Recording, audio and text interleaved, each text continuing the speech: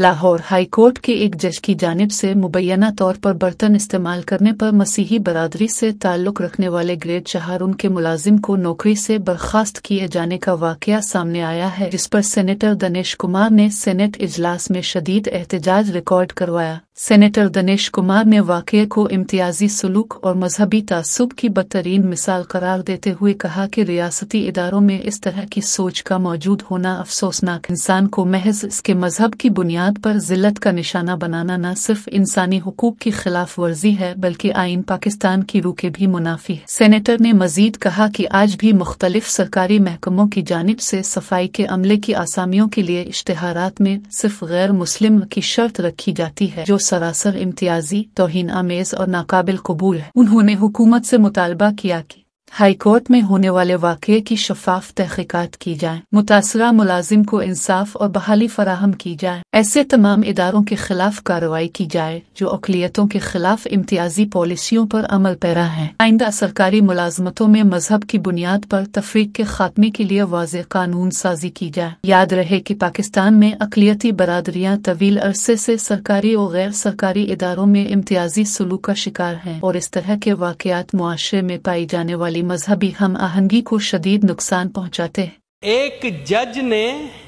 बादशाह सलामती का काम करते हुए एक क्रिश्चियन मुलाजिम को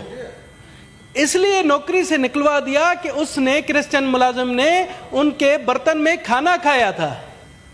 सर, ये बहुत ही हमारे लिए शर्मनाक बात है कि जज को किसने अथॉरिटी दी कि एक क्रिश्चियन मुलाजिम को इसलिए वहां से निकाले कि उसने ये गुस्ताखी की कि उसके बर्तन में खाना खाया। सर, हम अब जदीद दौर में रह रहे हैं ये, और एक इंसाफ की कुर्सी पर बैठकर जज ये किस तरह से कर सकता है? सर, मैं समझता हूं ये मेरे लिए, पूरे मुल्क के लिए शर्मिंदगी का बायस है। इस पर हमें ऐवान बाला की से नोटिस लेना चाहिए और मैं तो समझता हूं कि उस जज को यहां पर कमेटी में पेश होना चाहिए कि उसने इस तरह की क्यों कभी हरकत की है। और मैं चीफ जस्टिस ऑफ पाकिस्तान से भी गुजारिश करूंगा कि उनके खिलाफ जुडिशल कमीशन में इंक्वायरी कराई जाए।